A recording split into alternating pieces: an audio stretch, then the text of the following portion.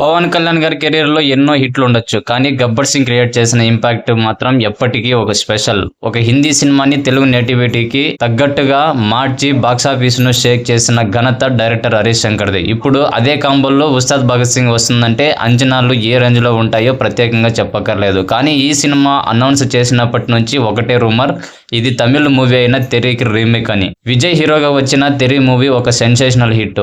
అదే కథతో పవన్ కళ్యాణ్ సినిమా చేస్తున్నారని సోషల్ మీడియాలో రచ్చ జరుగుతోంది. దీనిపై ఇప్పటి వరకు మేకర్స్ ఎన్నిసార్లు ఖండించినా రూమర్స్ మాత్రం ఆగలేదు. అయితే రీసెంట్ గా జరిగిన ఒక ఇంటర్వ్యూలో హరీష్ శంకర్ ఈ విషయంపై ఫైర్ అయ్యారు. ఆయన మాటల్లోని పవర్ ఏంటో ఇప్పుడు చూద్దాం. అండ్ హరీష్ శంకర్ గారు మాట్లాడుతూ, నాకు ఏదైనా సినిమా నచ్చి రీమేక్ చేయాలనుకుంటే ఓపెన్ గా టైటిల్ కార్డులోనే మార్పులు చేర్పులు డైరెక్షన్ అని వేసుకునే దమ్ము నాకుంది.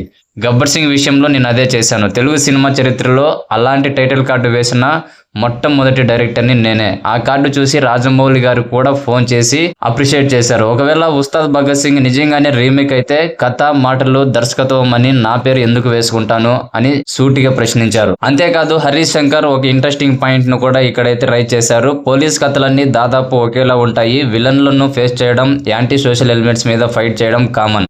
టెంపర్, గబ్బర్ సింగ్, తేరీ ఇలా ఏ సినిమా చూసినా పోలీస్ క్యారెక్టరైజేషన్ అలాగే ఉంటుంది. ముఖ్యంగా తెరీ మూవీలో రౌడీలతో రైమ్స్ చెప్పించే సీన్ ఉంది చూసారా, అది గబ్బర్ సింగ్ లోని అంతాక్షరి సీన్ కి ఇన్స్పిరేషన్. నా సినిమాలోని సీన్ ను వాళ్ళు వాడుకుంటే ఇప్పుడు వాళ్ళ సినిమాని నేను రీమేక్ చేస్తున్నానని అనడం ఎంతవరకు కరెక్ట్ అని తన అసహనాన్ని వ్యక్తం చేశారు హరీష్ శంకర్ గారు. అంటే ఉస్తాద్ భగత్ సింగ్ అనేది ఒక ఒరిజినల్ కథని కేవలం పోలీస్ బ్యాక్ డ్రాప్ ఉండడం వల్ల వచ్చిన అపోహ మాత్రమేనని ఆయన స్పష్టం చేశారు. ఈ మూవీలో Pawan Kalyan powerful police officer గా, శ్రీలీల మరియు రాశి ఖన్నా హీరోయిన్లుగా కనిపించబోతున్నారు. ఇప్పటికే రిలీజ్ అయిన గ్లిమ్స్ చూస్తుంటే హరీష్ శంకర్ బాక్సాఫీస్ వద్ద మరోసారి మ్యాజిక్ చేయడం ఖాయంగా అనిపిస్తోంది. మరి హరీష్ శంకర్ ఇచ్చిన ఈ క్లారిటీతో ఈ రూమర్స్ కు చెక్ పడుతుందో లేదో చూడాలి.